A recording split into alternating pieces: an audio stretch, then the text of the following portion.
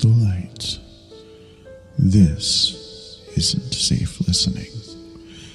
This is Scream Freaks, where horror classics bleed, modern nightmares get ripped apart, and no movie escapes judgment. I'm Fabulous B. No mercy, no filters, just horror. Welcome to Scream Freaks.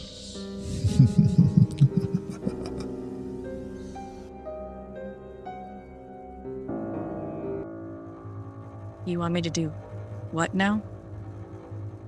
It's just a Winnie the Pooh costume. You do know I have a license in this, and we should probably talk about it. Oh, hey everybody. Fabulous B with Scream Freaks. Tonight we have the beautiful, talented Brianna Oswald. Thank you very much. This is a very special episode. Apparently, I brought my therapist in, and we're going to be talking about a movie that is kind of a psychological thriller. So, Why did you want to pick White Noise? So, I have loved this movie for a long time, and I had not seen it for a good 15 years. I didn't realize that when I suggested it. So, I rewatched it 2.5 times for this episode. Going back and watching it, I remember the reason I loved it so much was because it was so different at the time. EVP was not very present in a lot of horror movies, right. Even back then. Even now, I couldn't name, I don't think, any movie that is primarily EVP based. Right. I mean, not too many are. I mean, I know that some of the movies out, kind of like, I guess, Conjuring and stuff like that, they use EVPs. Right. But they don't capitalize on that. Exactly. I think there's a scene in Amityville Horror where there's a little bit, but there's no movie that I can think of that is just a bunch of white noise and getting messages from the beyond through EVP. Yeah. So I was already interested in it. And then when the movie came out in 2005, I was fascinated. And at the time, I thought they did a really great job. Now, going back and watching, I still think they did a good job, but being that it was 2005, it gives you that dramatic, cheesy feel. But it was 2005, and I still think they did a good job. You know, and most of the movies that we review here on Scream Freaks we rewatch them, and they do give you that cheesy vibe. And it's like, I remember watching it whenever it first came out as well, and I remember the sense of dread and, and stuff like that came with all of that, and like I said, being a psychological thriller, you're just waiting for like a jump scare or something to that effect. And watching it 2.5 times myself, I once the half being today, I found it still fascinating. I mean, essentially it's horror-esque. Mm-hmm. More of a, like I said, psychological thriller. Yeah, I would definitely categorize it as a psychological thriller. There are still jump scares. There really are. You see some really creepy stuff and very abrupt. It's very unsettling. However, there are other jump scares that are only auditory because it's an EVP movie, which I think is super cool, and you don't see that a lot in other movies. Right. I mean, the one jump scare that I remembered vividly was the lady with the baby. Yes, that was really good. So, for everybody that's listening, we've been talking about EVPs and everything. So, EVPs are electronic voice phenomena. Did you want to add anything to that? Or? It's basically those who have transitioned to the other side trying to communicate with the living through electronic devices. So computers, phones, VCR. Radio. Yeah. And so it's not very clear. They tend to use white noise. And what white noise is all of the frequencies playing at the same time at the same intensity. And it gives you that like kind of noise, and that's why it helps you sleep or relax. And since your brain can't pick out the different frequencies, it just hears that one noise. And you're not supposed to be able to differentiate the different levels. So with EVP, the creepy thing about it is that you'll hear a noise, like a word, a sentence, some kind of sound. And that's what makes it so unsettling. It's not even so much what you hear, it's how little you hear. I remember whenever I was younger, we had a GVC camcorder. It was an 8mm. I used to point it at the TV, and, I remember my mom was so weirded out by that because she would say something to the effect that I'm inviting demonic spirits into the house or something to that effect. Yeah. And based on that movie, she was correct in those assessments, but that came out after I was a kid. So it was like, 7 or 8 years after, I was doing that. But I would jokingly replay that whenever she was at home because I would record it and then I would replay it. I could swear that I would hear noises, like people talking. Yes. Anything in particular? Nothing I can really point out, but I mean, it would, like, after she said that, it gave me that weirded out feeling after I would hear it. And I'm like, okay, maybe she's right. So, I don't want to do that anymore. Right, exactly. So going back to the movie, we're talking about electronic voice phenomena and stuff like that. So the movie was based off of that. It starred Michael Keaton. There's a couple other people in it. I can't think of any big names. There's the only other semi-big name that I can think of is Ian McNeice. And the only way that he plays the EVP guy. Okay. Raymond, I think his name is in the movie. Yes, he was also in Ace Ventura When Nature Calls. Yes, and the way I know him is from Doctor Who. He played Winston Churchill. Okay. And Jeffrey Sachs, who directed this White Noise, did a Doctor Who movie. So I wonder if that's how they know each other, if that's why he chose to use Jeffrey Sachs and Pushkin. There's two other leading ladies. There's Chandra West and Deborah Kara Unger. And I have never seen them in anything before or after. Right. So no one would probably know. So Deborah Kara Unger, just a note on her. She plays Sarah, who is Michael Keaton's friend in the movie.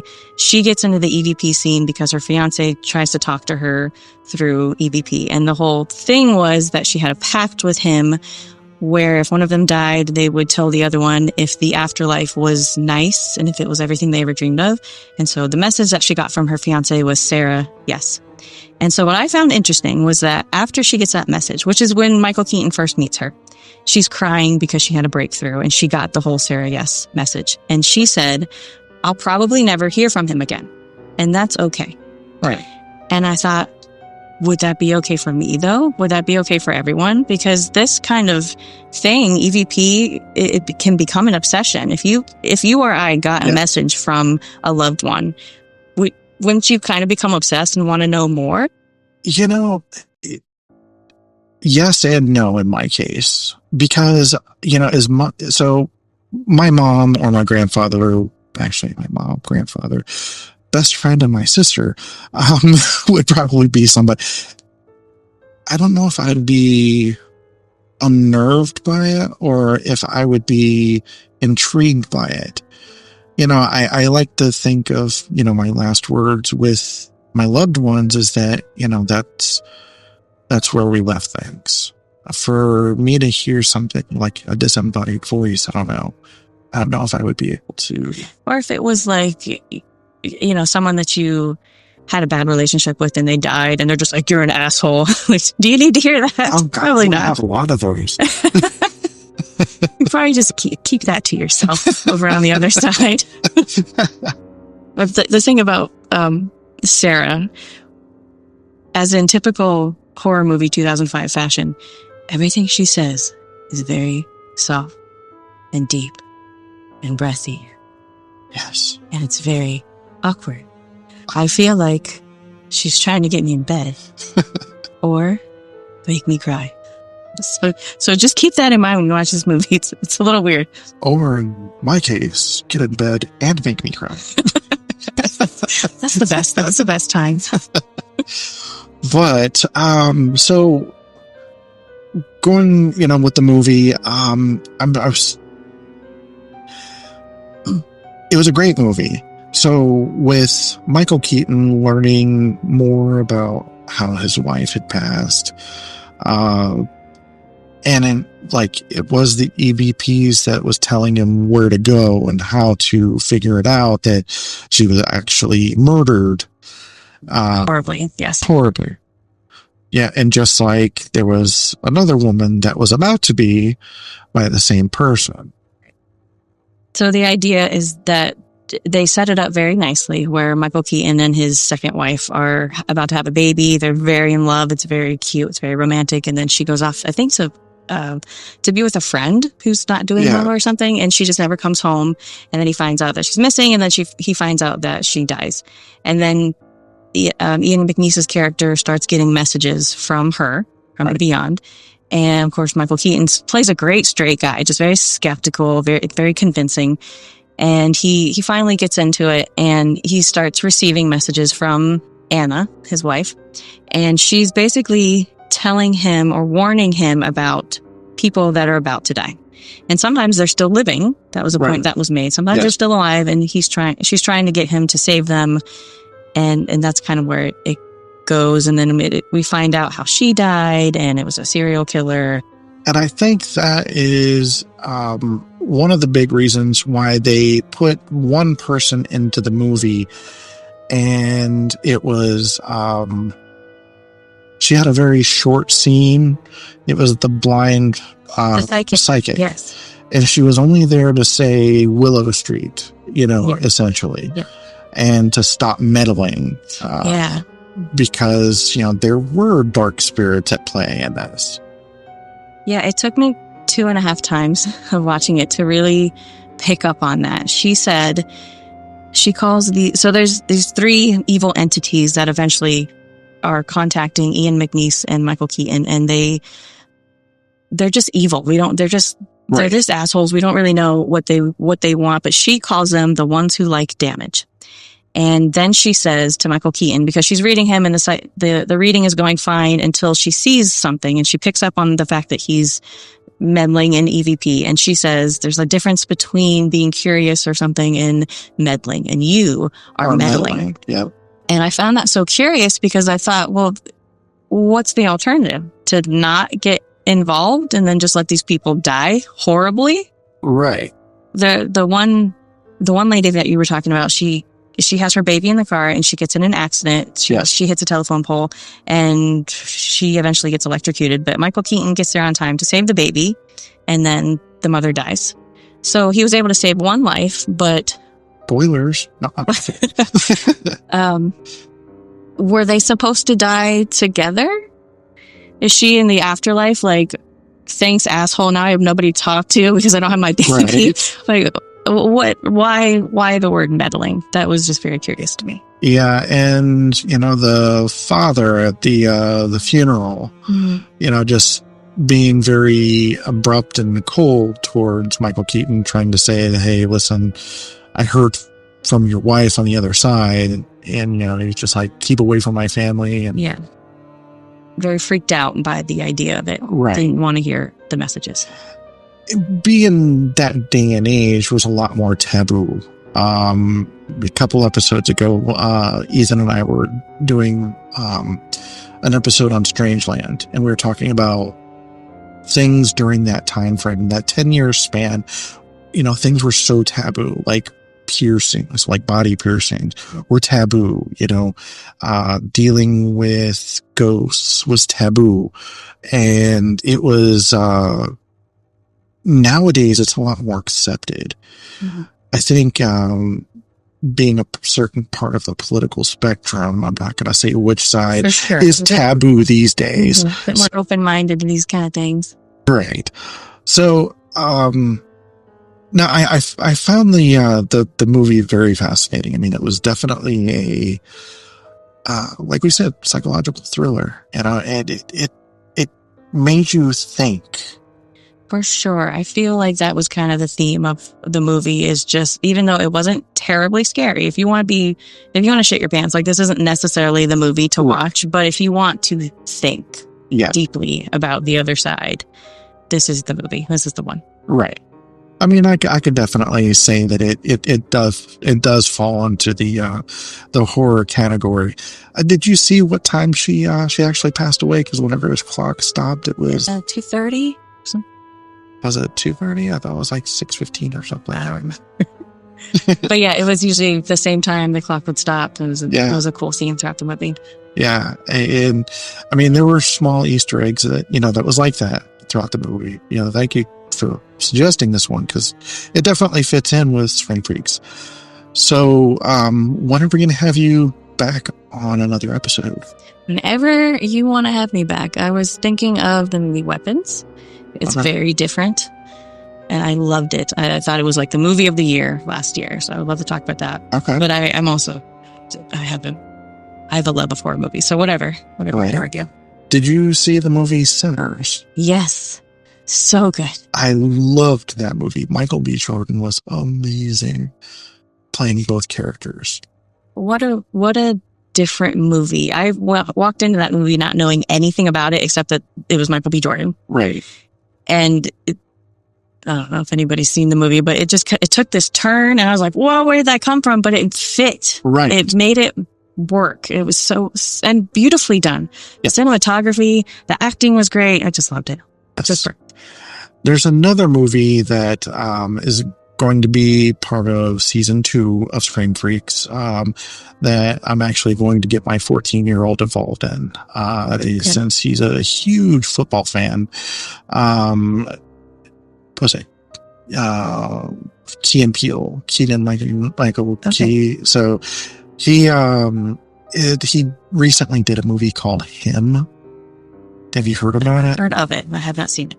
I've seen the trailers and everything for it. It looks crazy. It's a football scene? It's football themed. Interesting. Yes. Marlon Wayans, a comedian, plays the main antagonist in the movie. I'll bet he does a great job. Yes. I mean, I'm getting goosebumps because I saw the trailer and I'm like, oh, yeah. And I love the fact that all of his movies are one word. Yeah. He has us, them, nope, him. It's like the less is more. Right, exactly. Okay, getting off topic here. So, going back to White Noise. If you haven't seen it, you've had 20 years to see this movie. 20. And I am not apologizing for any spoilers you may have gotten out of this episode. That was my fault. No, it's not your fault. No, absolutely. If you haven't seen it by now, oh well, you just got spoiled. And what's your problem? Exactly. Speaking of problems, we need to talk about that whole Winnie the Pooh costume. I'm gonna set up an appointment for you. Okay. So we'll talk after this. Okay. All right, everybody. Thanks for tuning into Scream Freaks. You'll have a wonderful day, evening, whenever you're listening to this, and tune in to episode 9 because, going on with the Winnie the Pooh theme. We'll see you next time.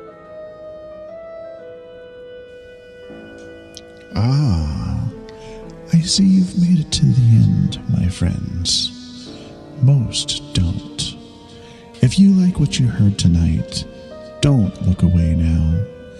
Make sure to like the episode and subscribe to Scream Freaks, because the nightmares don't stop here, and the next one is already waiting. I am Fabulous B. Sleep if you can.